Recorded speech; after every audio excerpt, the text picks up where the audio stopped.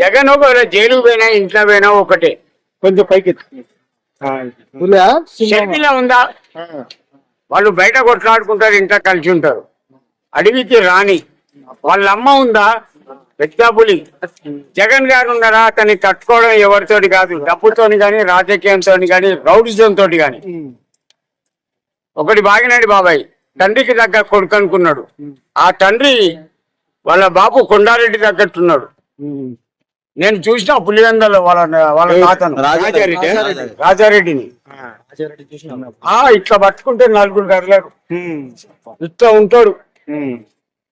వాళ్ళ కుటుంబమే గ్రేట్ బాబాయ్.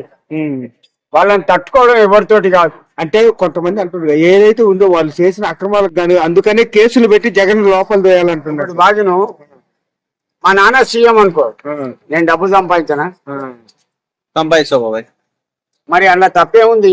వద్దనంగా సూట్ కేసులు ఇచ్చిండు. ఒక సిమెంట్ ఫ్యాక్టరీ కట్టుకున్నా, ఒక ఐరన్ ఫ్యాక్టరీ కట్టుకున్నా. వద్దనంగా డబ్బులు ఇచ్చినాక నువ్వు వద్దంటావా? ఎవరైనా డబ్బును వద్దన్నారు బాబాయ్. ఖండిస్తున్నాము.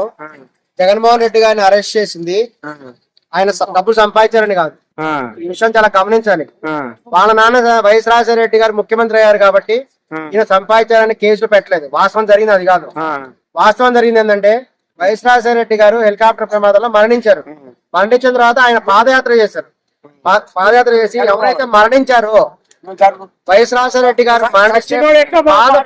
మరణించారు వాళ్ళందరికీ పాదయాత్ర, వాళ్ళందరికీ పరామర్శ చేశారు. పరామర్శ యాత్ర చేసినప్పుడు సెంట్రల్ గవర్నమెంట్ లో సోనియా గాంధీ ఉన్నారు. సోనియా గాంధీ గారు స్పష్టంగా చెప్పారు ఏంటంటే జగన్మోహన్ రెడ్డి గారు ఎదుగుతున్నారు అనేటువంటి విషయం వాళ్ళకి తెలిసింది. వెంటనే జగన్మోహన్ రెడ్డి గారిని అణచివేయాలని చెప్పేసి వాళ్ళు క్లియర్ గా చెప్పారు, మీరు పాదయాత్ర చేయొద్దు అని చెప్పడం జరిగింది. పరామర్శ ఎవరిని చేయొద్దని చెప్పింది. కానీ జగన్మోహన్ రెడ్డి గారు అట్లా కాదు. ఆయన ఒక డైనమిక్ లీడర్. తన తండ్రి మరణంతో బాధపడిన కార్యకర్తలని పరామర్శించడం ఆయన న్యాయం కదా. ఆయన ఒప్పుకోలేదు. నేను తప్పనిసరిగా కూడా నేను ఎవరైతే మరణించారో వాళ్ళందరినీ కూడా పరామర్శిస్తారు. మా నాన్నగారి కోసం మరణించారు కాబట్టి వాళ్ళ పరామర్శి తగిన న్యాయం చేస్తా అన్నాడు. ఆయన ఆ విధంగా వెళ్ళి న్యాయం చేయడం జరిగింది. అప్పుడు సోనియా గాంధీ గారు స్పష్టంగా చెప్పారు, నువ్వు కనుక వాళ్ళని పరామర్శిస్తే చాలా సమస్యలు ఎదుర్కోవాల్సి వస్తున్నారు. అయినా సరే సమస్యలు ఎదుర్కోవాల్సి వస్తుంది తెలిసి కూడా సెంట్రల్ గవర్నమెంట్ కి వ్యతిరేకంగా కూడా ఆయన పరామర్శ యాత్ర చేయటం వల్ల ఆయన మీద కేసులు పెట్టడం జరిగింది. పెట్టి ఆయన మీద కేసులు పెట్టి ఆయన లోపలికి పంపించారు. ఈ విషయం ప్రజలందరూ కూడా గమనించారు. సపోజ్ మనం గమనిస్తాము, ఈ యొక్క జగన్మోహన్ రెడ్డి గారు కనుక వాళ్ళ తండ్రి గారు మరణించినప్పుడు ఆ యొక్క బాధ మరణించిన వారికి పరామర్శ యాత్ర చేయకపోయినట్లయితే ఆయన మీద ఎటువంటి కేసులు ఉండేవో. ఆయన మిగతా రాజకీయ నాయకుల్లాగా హాయిగా తిరుగుతుండేవాళ్ళు. కానీ ఆ విధంగా కాకుండా ఆయన పరామర్శ యాత్ర చేయబట్టే సెంట్రల్ గవర్నమెంట్ వాళ్ళు ఆయన మీద అన్ని కేసులు పెట్టారు, ఆయన ఇబ్బందులు గురి చేశారు. చేసినప్పుడు కూడా ప్రజలు ఇదంతా గమనించారు కాబట్టి ఆయన్ని తర్వాత కూడా మంచి మెజారిటీతో కూడా గెలిపించారు. ఇది గమనించాల్సినటువంటి విషయం. అదే చూస్తే ఇప్పుడు ఏదైతే ఉందో కొడాలి నానిని కూడా అరెస్ట్ అని చెప్పేసి వైజాగ్ లో అరెస్ట్ అని చెప్పేసి అన్నారు. దానిపైన ఏమన్నా కొడాలి నాని ఎందుకు అరెస్ట్ చేయాలి?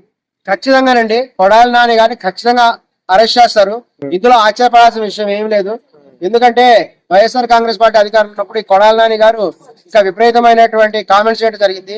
ఆయన రెడ్ బుక్ లో ఆయన ప్లేస్ కూడా ఉంది. ఇందులో ఆశ్చర్యపడాల్సిన ఏం లేదు. ప్రజలు చాలా మామూలుగానే తీసుకుంటారు. ఈ రోజున కనుక వైఎస్ఆర్ కాంగ్రెస్ పార్టీలో ఎవడు అరెస్ట్ అయినా సరే అది రెడ్ బుక్ రాజ్యాంగం ప్రకారం జరుగుతుంది. వాళ్ళు ఏదో విధంగా అరెస్ట్ చేస్తారు. వీళ్ళు కూడా మానసికంగా రెడీ అయిపోయారు. కొడాలి నాని కంటే ముందు వంశీ గారిని అరెస్ట్ చేశారు కదా, ఏ విధంగా చూడొచ్చు? ఎందుకంటే ఆయన లిస్ట్ లో కొంచెం పైన ఉన్నారు, తర్వాత పేర్లో ఉన్నారు. ఈయన లిస్ట్ లో ఉన్న పేర్లు ఉన్నాయి. లోకేష్ గారు రెడ్ బుక్ లో ఉన్న పేర్లన్నీ కూడా తప్పనిసరిగా అరెస్ట్ చేస్తారు.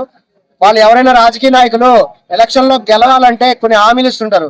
మేము బలాన్ని పథకం ఇస్తాం, దీని ద్వారా మేము చేస్తామని చెప్తుంటారు. అదే విధంగా లోకేష్ గారు కానీ విచిత్రంగా ఈయన ఒక రెడ్ బుక్ తయారు చేసుకున్నారు.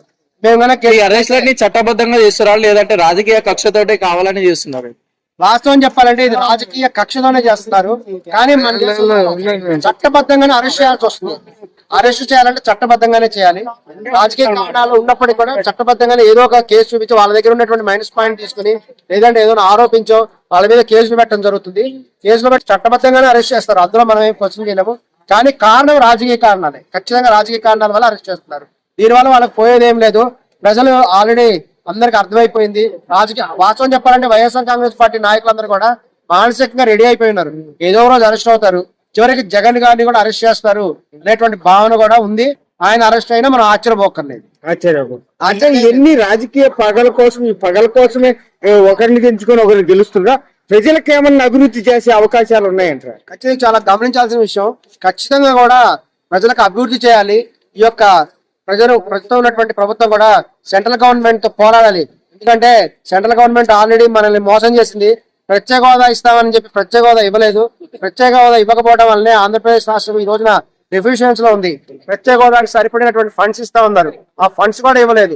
ఈ విధంగా రాష్ట్రాన్ని ఎంతో మోసం చేస్తున్నారు. ఇప్పటికైనా చంద్రబాబు నాయుడు గారు ఆల్రెడీ బీజేపీ గవర్నమెంట్ తో వాళ్ళు ఒక ఒప్పందంలో ఉన్నారు కాబట్టి వాళ్ళు ఖచ్చితంగా కూడా మోడీ గవర్నమెంట్ తో మాట్లాడి రాష్ట్రాన్ని అభివృద్ధి చేయాలని కోరుతున్నాం. ఖచ్చితంగా రాష్ట్రం అభివృద్ధి చెందితేనే ప్రజలు కూడా మెల్ల ఓట్లు వేసి గెలిపిస్తారు. కొడాలి నాని అరెస్ట్ చేస్తే ప్రజలకేం జరుగుతుంది? ప్రజలకు వచ్చే బెనిఫిట్ ఏమీ లేదు. వంశీ గారిని అరెస్ట్ చేస్తే ప్రజలకు వచ్చే ఏం లేదు. కేవలము లోకేష్ గారు సంతోషపడతారేమో కానీ ప్రజల దాని వల్ల వచ్చే లాభం ఏం లేదు. కాబట్టి ఖచ్చితంగా ప్రభుత్వం కూడా తిరిగి గెలవాలంటే ప్రజలకు ఉపయోగపడే కార్యక్రమాలు చేయాలి. ప్రజలకు మనసును దోచుకోవాలి. ఇప్పుడు మాత్రమే తిరిగి వాళ్ళు ఓట్లు మంది మళ్ళీ అధికారంలోకి వస్తారు.